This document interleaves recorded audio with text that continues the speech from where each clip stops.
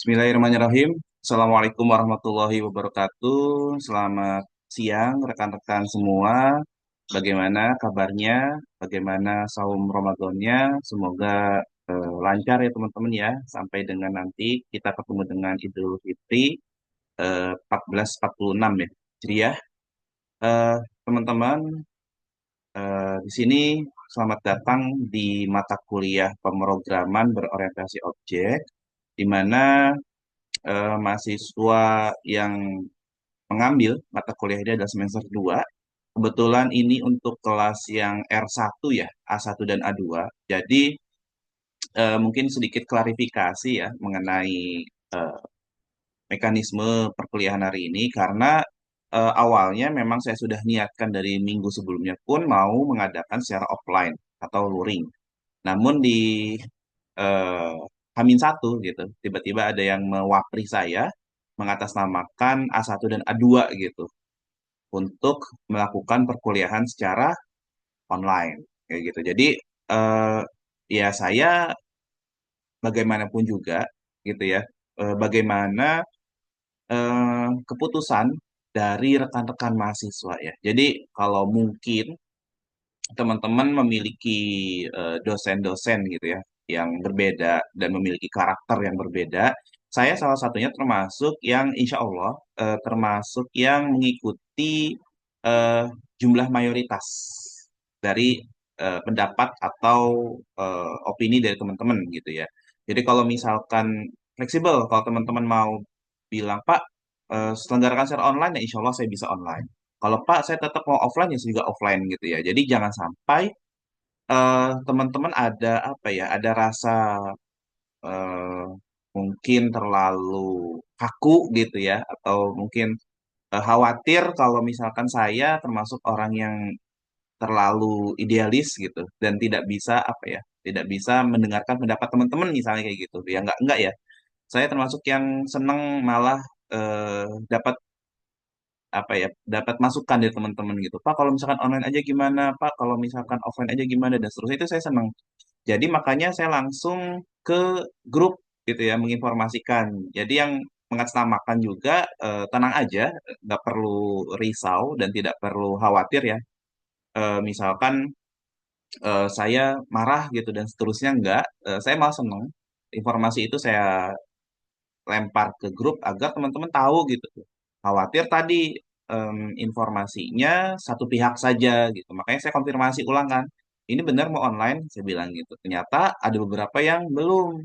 Ya perbandingannya memang agak jauh juga ya. Ternyata ketika dilakukan polling, rekan-rekan kalau tidak salah 19 ya, itu milihnya eh 21 kalau nggak salah, itu milihnya online menggunakan video pembelajaran dan offline-nya kalau nggak salah 12 gitu ya. Totalnya 31 gitu. Jadi sesuai dengan kesepakatan, artinya kita tentukan dengan polling. Mungkin rekan-rekan juga kita lihat sedikit ya. Kalau ngelihat cuaca sih cerah teman-teman ya. Tapi memang di minggu-minggu sebelumnya atau hari-hari sebelumnya ada kemungkinan mendung dan seterusnya. Atau mungkin teman-teman yang lain juga udah merasa mendekati gitu ya dengan Hari Raya Idul Fitri. Jadinya udah sih Pak online aja gitu dan seterusnya. Saya nggak apa-apa. Saya fleksibel ya teman. Jadi yang lainnya yang mungkin pollingnya kalah harus memaklumi teman-teman ya karena yang banyaknya lebih memilih online. Dan jangan sampai ada rasa perbedaan ya.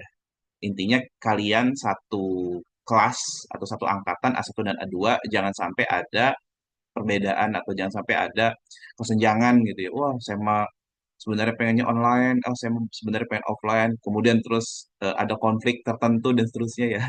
Saya harapkan enggak, saya harapkan enggak, dan tetap aja ini kita putuskan berdasarkan hasil kesepakatan bersama ya. Tuh. Dan kalau misalkan teman-teman mungkin punya pandangan kalau Pak, kalau online itu pengennya Zoom gitu. Mohon maaf, kalau praktikum tadi itu ya, kita kembali ke karakter dosen, saya pasti menggunakan video pembelajaran yang saya upload ke YouTube dan teman-teman bisa simak. Kenapa? Karena banyak sekali keunggulan ketika kami membuatkan video pembelajaran ya. Artinya teman-teman bisa mereview ulang, teman-teman bisa simak kapan aja, kemudian teman-teman juga mungkin bisa mempause videonya, kemudian skripnya bisa dilihat secara seksama gitu ya, dan seterusnya banyak sekali keunggulan dibandingkan Zoom. Zoom juga sebenarnya mungkin bisa direcord ya, direkam, tapi salah satu impact-nya nanti itu masalah bandwidth ya teman-teman. Bandwidth-nya, kemudian ya, kemudian mungkin bisa tidak stabil, kuotanya terlalu banyak disedotnya gitu. Kemudian belum tentu spesifikasi laptop saya ini bisa berjalan Zoom plus NetBeans gitu ya. Mungkin bisa, tapi mungkin ada nge-lag sedikit dan seterusnya karena kebetulan laptop saya juga bukan spek yang tinggi gitu ya. Jadi ya menurut saya seperti itu. Dan kalau Zoom juga saya tidak bisa memastikan nih teman-teman mana yang mungkin memperhatikan saya gitu ya, mungkin di off gitu camnya gitu ya. Jadi saya nggak bisa memastikan. Kalau video pembelajaran, ketika di akhir sesi saya akan berikan tugas gitu ya, maka teman-teman akan mencoba untuk menyimak video pembelajaran saya dan teman-teman akan membuat tugasnya. Karena tugas nanti teman-teman dipakai untuk validasi absensi atau presensi.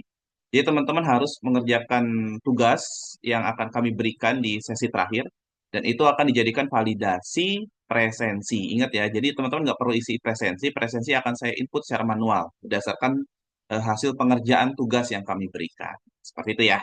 Oke, semoga dipahami. Di sini kita langsung aja share screen ya teman-teman. Eh, oke, di sini masuknya sebenarnya di slide ini kita sudah mulai masuk ke materi pertemuan keempat sebenarnya, yang mana eh, sebenarnya juga untuk materi yang ketiga itu harusnya kita mempelajari dulu nih switch case-nya, if else-nya, do while-nya gitu ya, karena itu tiga fungsi itu biasa digunakan pada kasus transaksi. Nah, namun kita sedikit lompat ke materi yang keempat, karena di sini kita mungkin mempelajari dulu bagaimana sih dasarnya sebenarnya orientasi objek itu seperti apa gitu ya teman-teman. Oke, di sini kita kembali ke slide ya, deskripsi singkat. Oke, di sini deskripsi singkatnya seperti di pertemuan sebelumnya atau di pertemuan 2 bahwa mata kuliah kita itu memiliki tujuan utama untuk membangun sebuah program yang bertemakan bertemakan transaksi sederhana di kehidupan sehari-hari. Jadi entah itu transaksi bioskop, hotel, restoran gitu ya, SPBU mungkin, parkiran dan seterusnya, itu teman-teman coba buat, coba kembangkan dengan analogi atau dengan logika dari teman-teman. Kemudian yang kami harapkan bisa berimprovisasi dari transaksinya. Jadi tidak sekedar transaksi secara sederhana, tapi bisa diimprove. Improve-nya mungkin ada member gitu ya, non-member, kemudian ada diskon, ada transaksi menggunakan debit, kredit gitu ya, kemudian bisa transfer, QRIS mungkin gitu ya, walaupun tidak secara real, benar-benar real, tapi teman-teman bisa menganalogikan atau contoh sampelnya seperti ini loh gitu ya. Di sini yang digarisbawahi juga harus berorientasi objek. Nah, hari ini nih kita pelajari bagaimana sih maksudnya berorientasi objek ya. Oke, di sini capaiannya berarti membuat dan memahami metode void dan static pada pemrograman Java. Jadi dua metode ini teman-teman kita bisa gunakan. Kemudian bagaimana bisa membedakan antara metode void dan static, kemudian mengimplementasikannya, dan nanti ada latihan penerapannya nih di kasus transaksi. Sederhana ya tentunya. Di latihan penerapan metode void pada kasus transaksi ini akan digunakan sebagai tugas teman-teman dalam validasi presensi hari ini di pertemuan yang ketiga. Oke, sebelumnya mungkin ya, sebelumnya ada yang ingin saya tunjukkan dulu teman-teman. Masih berhubungan dengan tugas utama, mungkin izin saya stop share dulu. Kemudian kita share screen lagi di mana nih? Kita di bawah. Sip. Ini teman-teman, tadi berkaitan dengan apa tadi tugas utama ya, teman. Nah, tugas utama yang kami maksud, gambaran outputnya itu seperti ini ya. Ini gambaran outputnya saja. Jadi yang perlu ditekankan adalah tugas utamanya nanti teman-teman dibuat harus berbasis teks atau command line interface lah ya. Jadi jangan GUI dulu. Ini sering saya ingatkan. Karena kalau berbasis GUI itu nanti ada di PBO2 teman-teman. Jadi jangan seolah-olah teman-teman merasa oh mau bagus tapi mengerjakannya berbasis GUI karena tidak sesuai standar maka nilainya malah kecil bukan besar, bukan tinggi nilainya. Maka diharapkan seperti ini gambaran aplikasinya. Jadi berbasis teks ya, kemudian muncul seperti ini masih menggunakan sysout. Nah, di sini kami analogikan kami mempunyai hotel bernama Great Wall. Nah, kemudian teman-teman bisa berasumsi atau bisa beranalogi kalau oh, kalau misalkan transaksi di hotel berarti ada seolah-olah ada customer datang gitu ya. Customer datang, kemudian apa nih yang perlu ditanyakan? Oh, nama dulu. Mas, namanya siapa gitu ya. Contoh ya. Di sini saya isi Udan gitu ya. Udan. Kemudian alamatnya di mana? Oh, ternyata di Cilegon, ya. Kemudian nomor KTP, nah, kita inputkan dulu nomor KTP-nya, ya. Kemudian kita enter. Rencana nginepnya berapa malam nih? Oh, rencananya 2 malam. Kemudian di sini ada pilihan kelas. Oh, ternyata dipilihin kelasnya. Jadi di hotel kami memiliki 4 kelas standar, deluxe, superior, dan eksekutif. Di mana tiap kelasnya memiliki fasilitas yang berbeda dan harganya pun pasti berbeda. Ya, contoh kita pilih yang 4 deh. Saya mau tahu dulu yang 4 eksekutif. Nah, di sini fasilitasnya udah paling lengkap ya. Eh, apa namanya? Sarapannya dapet, makan malamnya pun dapet, dapat extra bed juga 2 gitu ya, dapat air hangat dan seterusnya. Harganya namun 800.000 nih. Gimana gitu. Oh, ternyata dihitung sesuai budget. Oh, nggak masuk nih. Mohon maaf, saya nggak jadi deh yang ini, bisa yang lain gitu kan. Apakah Anda mengambil kelas ini? Kita pilih 2, tidak. Nah, maka di sini mengulang ya, menggunakan dual ya. Mungkin teman-teman sudah pernah belajar di Alpro, tapi insya Allah di pertemuan berikutnya, mungkin di pertemuan yang keempat, 4 ya, real 4 itu saya mau menerapkan teman-teman membuat aplikasi atau program berbasis atau berorientasi objek namun menggunakan fungsi-fungsi seperti switch case, if else, sama dual ya. Kalau hari ini nggak dulu ya, kita masih menggunakan tidak menggunakan ketiga fungsi tersebut tapi sudah berorientasi objek. Oke, di sini apakah ini mengulang? Berarti ngulang ya, Y. Nah, maka dipilih lagi nih mana nih? Tadi kan eksekutif nggak mau, superior aja deh. Kita pilih 3. Nah, harganya lebih masuk nih 450, tapi memang fasilitasnya berkurang ya, kayak air hangatnya nggak ada, terus sarapan dan makan malam nggak ada, extra bed tapi tetap dapat gitu ya, double bed masih AC dan seterusnya. Oh, harga masuk nih, udah ini aja deh nggak apa-apa, diproses. Tekan 1, enter, kemudian muncul data customer yang kita inputkan di sebelumnya ya, di proses sebelum. Nama Hudan, alamatnya, kelasnya sesuai ya, superior. 900.000 dari mana? Karena 450.000 dikali 2 malam. Ya, kemudian kita bayar, ya, enter. Nah, kembaliannya muncul 100.000. Apakah ini mengulang? Oh, nggak usah deh, cukup. Terima kasih. Gini ya, jadi transaksi em, yang kami maksud kurang lebih seperti ini teman-teman, dibuatnya gitu ya. Dan setiap tema atau setiap topik mengenai transaksi pasti berbeda-beda kan. Kayak ini kamar gitu ya, fasilitas kamar dan seterusnya. Jadi kalau bioskop bagaimana? Kalau parkiran kayak gimana? Kalau laundry kayak gimana? Kalau mungkin teman-teman buat aplikasi transaksi top up game kayak gimana ya? Jadi improvisasi di teman-teman, inovasi teman-teman, kreativitas teman-teman di sini dinilai. Dan misalnya seperti ini, gimana Pak? Ya, sebenarnya yang hotel ini termasuk yang standar ya teman-teman. Nah, bagaimana kalau mau buat yang eh, bisa dinilai luar biasa gitu misalnya? Ya, teman-teman bisa berimprovisasi. Contoh, kayak tadi teman-teman dianalogikannya ada 4 kelas gitu ya, 4 kelas tipe hotel, tipe kamar hotel. Kemudian tiba-tiba ketika teman milih yang 2 gitu ya, pilih 2, kemudian tersave nih dalam mungkin nggak perlu pakai database ya kalau di sini nggak pakai, mungkin disimpan dalam sebuah variabel. Kemudian ketika teman-teman milih em, apa ya, pilih 2 lagi gitu ya, pilih kelas yang sama itu misalkan ada handling gitu. Oh, tipikal kelas yang kedua misalnya ya udah dipakai dengan customer lain misalnya kayak gitu. Atau teman-teman bisa menggunakan transaksi debit gitu ya. Apakah transaksinya menggunakan cash atau debit gitu ya, atau transfer gitu ya. Ketika pilih transfer, pilih ada banknya, jadi menunya banyak gitu. Menunya bank banyak, kemudian ketika kita pilih salah satu bank, misalkan BCA, itu ternyata ada diskon, ada cashback gitu, 5% gitu. Maka nominal uangnya itu bisa muncul untuk diskonnya. Kemudian transaksi pembayarannya bisa berkurang lagi gitu ya. Dan pembayarannya seperti apa dan seterusnya. Itulah bentuk improvisasi contohnya ya. Jadi kurang lebih gambaran tentang tugas utama seperti ini. Kita kembali ke materi ya teman-teman. Kita stop share dulu. Oke, sebentar. Oke, kita share screen lagi PowerPoint-nya.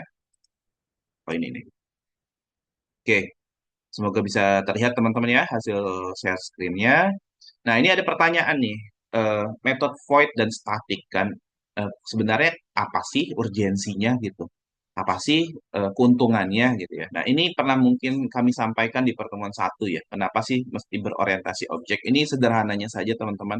Yang pertama adalah apakah sudah cukup membuat source code dalam satu kelas atau dalam satu file gitu ya. Mohon maaf. Maka eh, saya pernah ceritakan bahwa ada kakak tingkat kalian yang sudah lulus itu pernah membuat satu script kalau nggak salah sampai berpuluh ribu gitu ya, sampai beribu-ribu ternyata ketika di run dia too much gitu ya, too much script gitu ya, terlalu banyak script dalam satu kelas atau dalam satu file, maka dia nggak bisa di running. Salah satu urgensinya seperti itu, maka bisa dibagi nih ke dalam beberapa kelas gitu kan. Kemudian bagaimana jika pada satu kelas terdapat banyak sekali baris gitu ya, apa ini, script gitu kan, efisien nggak sih gitu ya? Apa analoginya kayak teman-teman punya lemari gitu ya. Di dalam lemari itu teman-teman masukkan baju, sepatu, tas, mungkin pernak-perniknya. Kemudian teman-teman masukin kaos kaki, dasi, kemeja, jaket, dan seterusnya. Kemudian teman-teman cari tuh barang tersebut. Misalkan saya mau nyari jam tangan di situ. Wah, uprak gitu kan. Oh, mana nih barangnya gitu kan. Karena berada di dalam satu ruangan. Tapi kalau di lemari tersebut teman-teman partisi gitu ya. Partisi satu khusus pakaian, partisi dua khusus aksesoris, partisi berikutnya khusus sepatu, partisi berikutnya khusus celana. Ketika nyari kan lebih mudah ya. Saya butuh celana yang seperti ini, ya carinya di partisi yang celana kayak gitu. Nah, makanya ini fungsi efisiensinya seperti ini ya teman-teman membuat beberapa kelas gitu. Dan kaitannya nanti terjadinya error. Jadi kalau misalkan tadi kita mencari error, mudah. Oh, errornya berada di kelas ini. Di kelas ini skripnya sedikit gitu kan, gampang nyarinya. Oh, ini ya ternyata salahnya ya gitu. Kalau misalkan skripnya banyak, wah ini menelusurinya agak cukup sulit gitu ya. Jadi urgensinya seperti itu. Selanjutnya, metode void di sini penjelasannya yang pertama adalah menunjukkan bahwa metode tidak mengembalikan nilai. Nah, ini sebenarnya balik lagi ke fungsi return ya, teman-teman. Nantilah. Yang jelas ini nggak ada hubungannya dengan nilai atau deklarasi variabel, ada penilaian, operasi bilangan dan seterusnya. Ini metode void ini tidak mengembalikan nilai seperti itu. Bisa digunakan dengan metode statik maupun non-statik. Jadi void ini bisa static void, bisa void secara independen juga gitu ya. Void berdiri sendiri pun bisa gitu. Digunakan jika metode hanya perlu melakukan suatu aksi, misalnya mencetak layar gitu. Jadi kayak munculin nilai gitu ya, tanpa perlu mengembalikan data. Ini sebenarnya kaitannya dengan poin satu ya.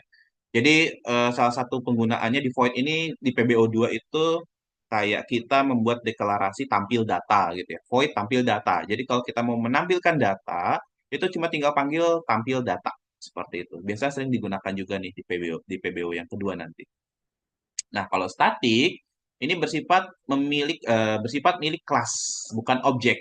Jadi kalau di apa namanya di void itu dipanggil menggunakan objek, kalau statik ini nggak perlu pakai objek dulu dipanggilnya gitu ya. Cara memanggilnya nanti kita bisa bedakan ya.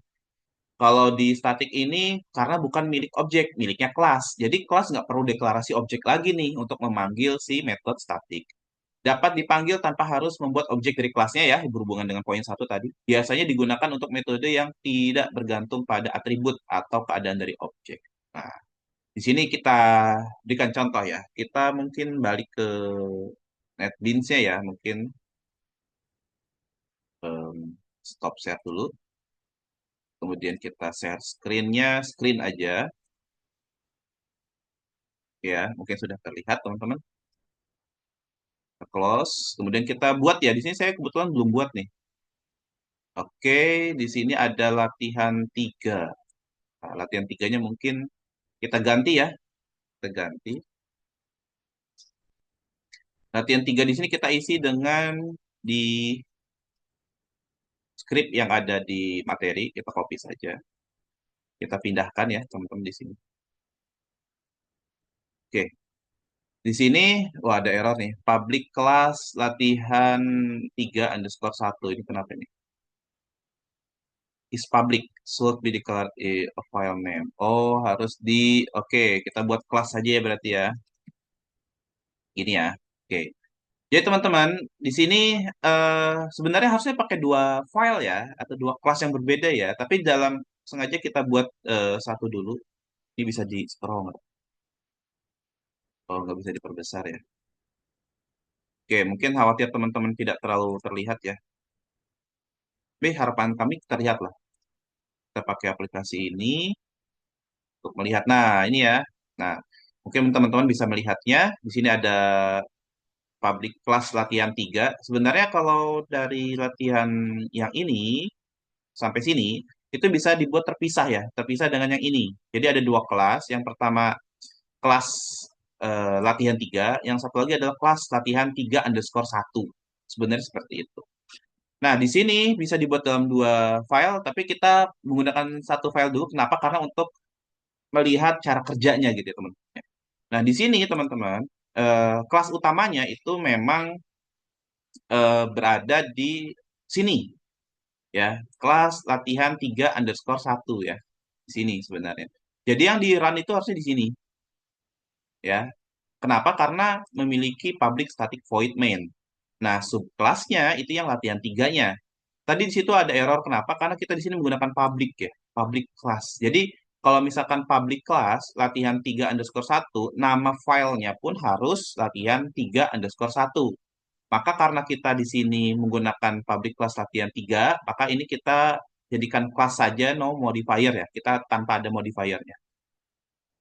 Terus di sini kita deklarasikan static void cetak namanya ya. Jadi kita membuat salah satu metode namanya cetak, sifatnya statik gitu ya, statik. Dan di sini untuk menampilkan saja sysout untuk menampilkan keterangan pemrograman berorientasi objek. Nah, ini satu kelas. Kelas lainnya kita buat di sini, kelas yang lainnya kita buat lagi public static void main, artinya kita bisa merunning kelasnya di sini, kelas 3_1. Kemudian sysout kita munculkan mata kuliah ini bernama, kita panggil nih ya, kita panggil nama statiknya gitu kan, dengan langsung ke latihan 3 tadi. Definisi dari, bukan definisi ya, iya definisi dari metode statik adalah milik kelasnya.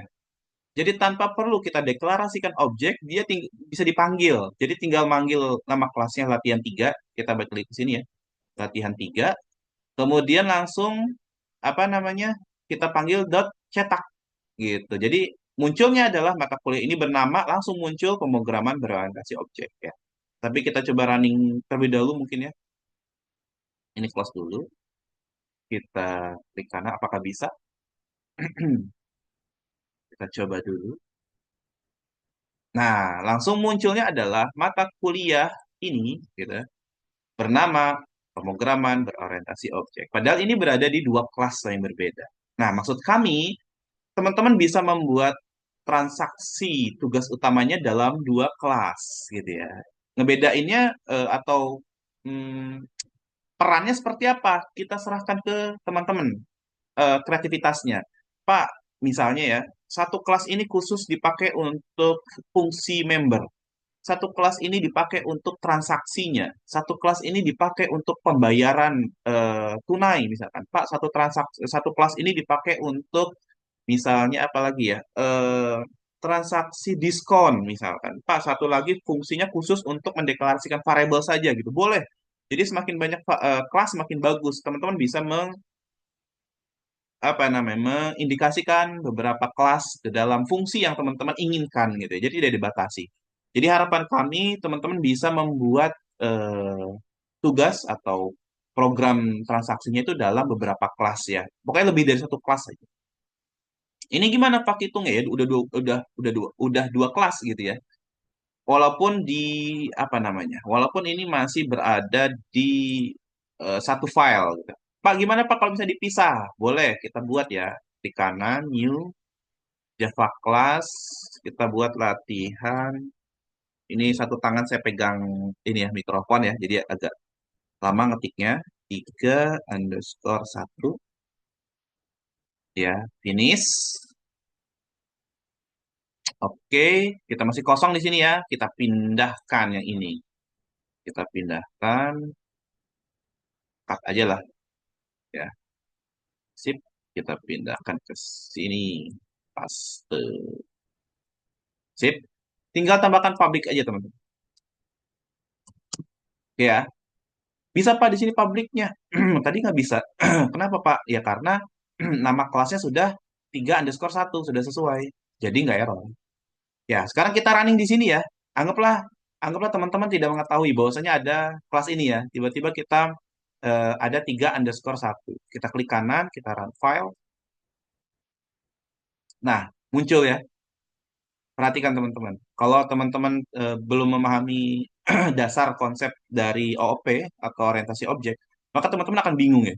Di sini, Pak Punten, di sini sysout-nya cuma mata kuliah ini bernama, Pak. Tapi kenapa di sini di output-nya ada PBO-nya gitu kan? Sebenarnya PBO-nya ada di latihan 3. Gitu, teman-teman. Jadi contoh sederhana yang statik seperti ini ya, teman-teman ya gambarannya.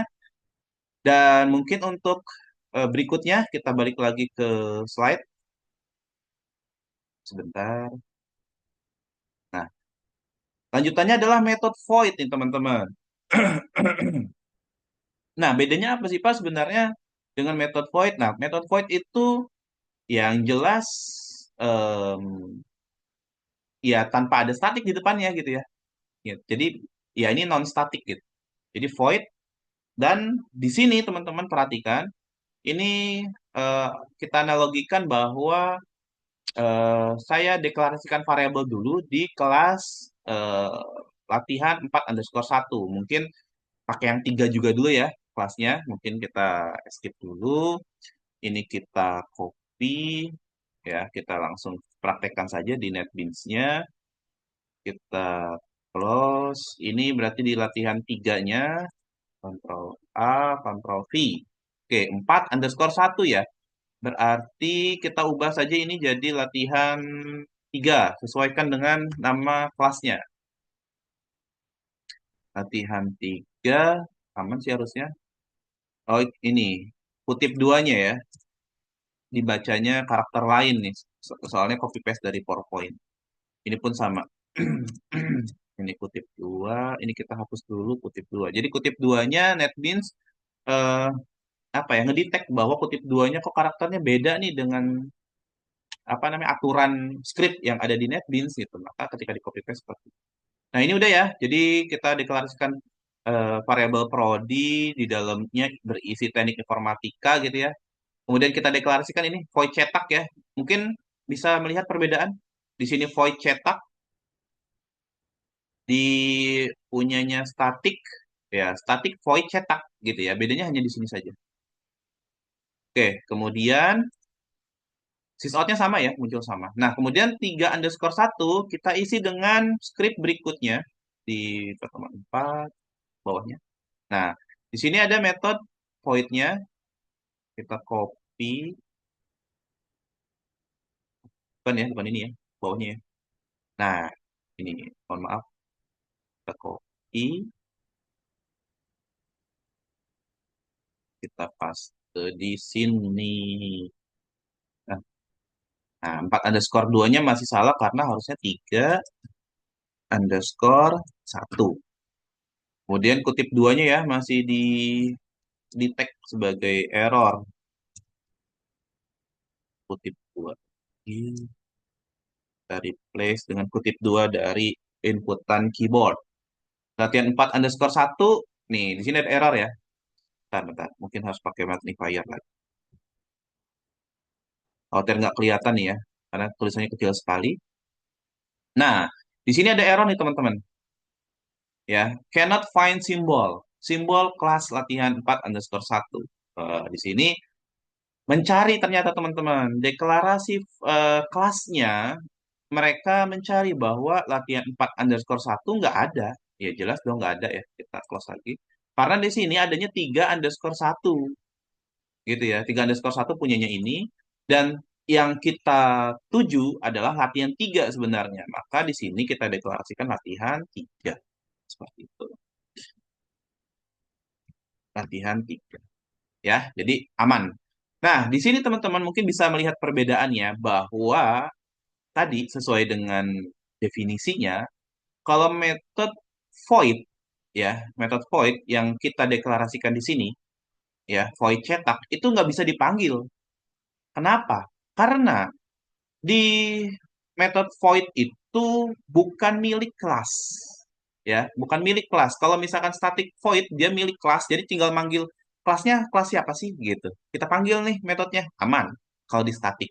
Tapi kalau di void kita harus mendeklarasikan variabel objeknya. Nah, di sini maka muncullah istilah orientasi objek gitu ya. Maka kita harus mendeklarasikan objeknya gitu ya.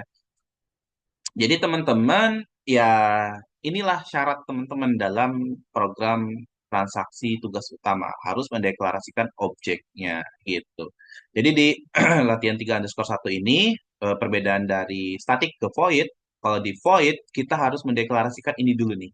Gitu ya. Jadi bisa lebih apa ya, tertuju. Anggaplah kayak dari partisi, folder, file. Nah, yang bagus kan seperti itu ya urutannya ya.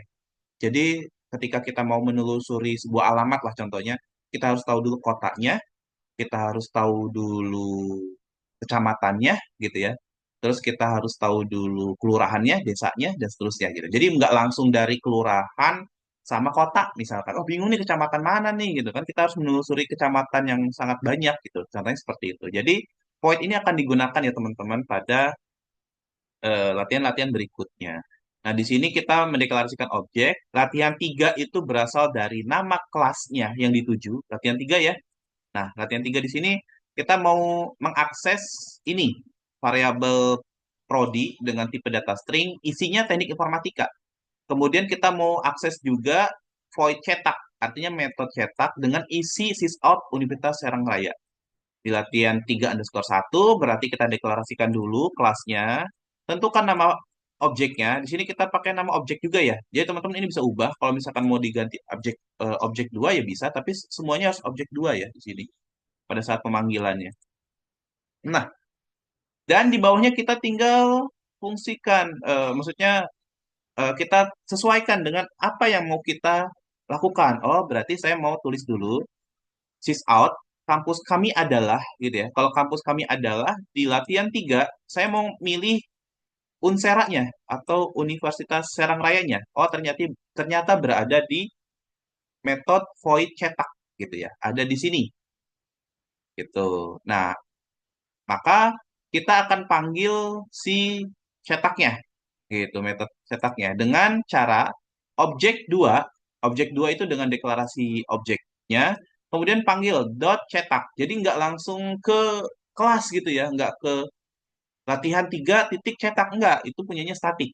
Kalau punyanya void berarti harus melalui objek, objek 2 dot cetak. Seperti itu. Nah, ini dipanggil, jadi outputnya kampus kami adalah Universitas Serang Raya. Sysout berikutnya, prodi kami yaitu manggil variabel yang ada di latihan 3 yaitu string prodi, yang isinya teknik informatika. Di sini kita panggil objek 2 dot, ya, objek 2 itu ya di sini objeknya. Sudah dipanggil dot prodi. Prodi ini adalah variabel yang ada di sini, prodinya ya. Makanya nggak error kan? Jadi kalau teman-teman di sini tadi ya mungkin masih belum memahami konsep OOP, bingung nih. Saya punya kelas. Kelasnya di sini latihan 3 underscore satu. Di sini nggak ada deklarasi variabel apa tadi prodi. Tapi di sini bisa manggil nih. Nah, apa ya? Terus di sini eh, nggak ada tulisan Universitas Serang Raya, tapi kok bisa muncul padahal di sini nggak tulisannya. Nah, padahal semuanya ditampung di latihan 3. Seperti itu. Kita coba run ya untuk melihat outputnya. Nah, kampus kami adalah Universitas Serang Raya. Prodi kami yaitu Teknik Informatika. Seperti itu. Ya, jadi kurang lebih gambarannya seperti itu. Jadi teman-teman sudah mulai membuat eh, contoh dari orientasi objek itu seperti apa. Jadi dibuat dalam 2 kelas ya teman-teman ya. Dan kita kembali ke slide-nya. Teman-teman akan membuat bukan ini, yang ini ya latihannya. Oke, sini ada latihan penerapan metode Void teman-teman. Jadi yang kita inginkan teman-teman langsung latihan ya, langsung membuat eh, penerapan dari materi yang sudah kami sampaikan. Di sini teman-teman harus buat 2 kelas ya. Ada kelas input sama kelas output. Nah, satu lagi saya lupa tadi ya menjelaskan. Nah, di sini teman-teman harus bisa magnifier dulu. Oke, teman-teman harus bisa mengetahui ya antara latihan 3_1 sama latihan 3. Tadi klik-kliknya agak susah. Latihan 3 gitu ya. Nah, di sini teman-teman harus tahu dulu di latihan 3-nya itu tidak ada apa namanya public static void main. Ingat, itu hanya subclassnya. Yang main kelasnya itu di 3_1. Cirinya itu ada, ingat ya, public static void main. Ya, ini diingatkan kembali. Oke, kemudian kita kembali lagi ke tugasnya teman-teman. Teman-teman harus membuat 2 kelas ya, di mana main kelasnya itu ada di kelas output ya di sini kita kasih note. Nah, ya di sini ya kelas output. Jadi ini jadi main kelasnya. Jadi yang letak public static void main-nya ada di kelas output. Ingat teman-teman buatnya 2 kelas di 2 file yang berbeda ya, jangan di satu file aja. Ini di 2 file biar teman-teman sekaligus latihan. Kemudian satunya berisi hasil atau output dari poin 1. Nah, jadi si subclassnya ada di input. Input ini subclassnya. Nah, ini kita gabungkan dengan materi yang minggu lalu, yang teman-teman sudah buat program transaksi sederhana. Nah, kelas input, ini syarat-syaratnya harus terpenuhi ya. Isinya method void, latihan sekian ya, terserah nih teman-teman mau isi berapa, latihan 6, 7, terserah. Yang meliputi input nama, jadi input nama, input harga, input jumlah barang, rumus total belanjanya ada di kelas input, dan dideklarasikan semua variabel yang dibutuhkannya. Entah string, integer, gitu ya, double, dan seterusnya teman-teman silahkan. Kemudian di kelas outputnya nanti teman-teman itu fokus ke output saja. Namanya juga kelas output ya. Dan tambahkan proses pembayarannya dan kembaliannya di situ. Jadi dipisah ya, pembayaran kembaliannya di kelas output, inputan nama, harga, jumlah barang, rumusnya itu ada di kelas input. Gitu. Deklarasi variabelnya di mana? Di kelas input. Gitu. Nanti kelas output akan menjadi main class nih ini utamanya ya. Jadi teman-teman buat public static void main itu di kelas output. Kemudian di running filenya. Jadi teman-teman pengerjaan tugasnya ini untuk validasi presensi teman-teman buat skripnya dulu, jangan di-record dulu ya. Dibuat dulu. Kalau saya nih nge-recordnya pakai apa? Pakai Zoom, teman-teman. Jadi saya recordnya pakai Zoom. Teman-teman juga boleh langsung di share screen saja skripnya yang di NetBeans atau di VS Code silahkan. Kemudian kemudian teman-teman langsung running. Jadi nggak perlu dari awal buat ngoding gitu ya, di record jangan. Jadi setelah jadi baru di record, kemudian di running. Hasilnya teman-teman presentasikan ya. Jadi dijelaskan sesuai dengan instruksi pada PowerPoint ini teman-teman. Jadi teman-teman harus disesuaikan dengan instruksi yang ada di PowerPoint seperti itu. Disesuaikan. Oh, saya buat input nih Pak, kelas inputnya seperti ini, isinya kayak gini-gini sesuai ya Pak. Ada input namanya, input harga, input jumlah, input rumusnya, kemudian deklarasi variabelnya ada di input. Outputnya kami tampilkan proses bayarnya Pak, kembaliannya Pak, kemudian kami running muncul di kelas output gitu ya. Itu dijelaskan saja. Dan em, nanti deh kami sediakan link pengumpulan tugasnya ya, karena itu untuk validasi presensi daftar kehadiran teman-teman plus nilai dari saya. Jadi ada nilai, mungkin ini menjadi salah satu nilai juga teman-teman ya, karena untuk men-trigger teman-teman untuk membuat. Jadi fungsi pengerjaan tugas ini selain teman-teman mengerjakannya itu untuk validasi presensi, teman-teman juga bisa dipakai untuk nilai. Jadi buat up nilai ya, kalau nilai UTS-nya kurang, kalau nilai UAS-nya kurang, ini bisa buat up nilai. Oke, linknya nanti akan kami share melalui grup WhatsApp aja ya teman-teman ya, karena eh, belum disiapkan nih teman-teman kebetulan ya. Jadi teman-teman record videonya, eh, eh, video itu di-upload ke YouTube, linknya cantumkan di link URL-nya dimasukkan ke Google Form yang kami berikan nanti ke teman-teman di WhatsApp group. Ya, itu saja teman-teman di pertemuan yang ketiga ini ya. Mudah-mudahan cukup jelas materi yang kami sampaikan. Kami mohon maaf apabila ada kekurangan dan kesalahan. Sampai berjumpa lagi insya Allah setelah Hari Raya Idul Fitri ya teman-teman. Mohon maaf lahir batin. Kami tutup perkuliahan pertemuan yang ketiga ini. Sehat selalu buat teman-teman semua. Billahi taufik wal hidayah. Wassalamualaikum warahmatullahi wabarakatuh.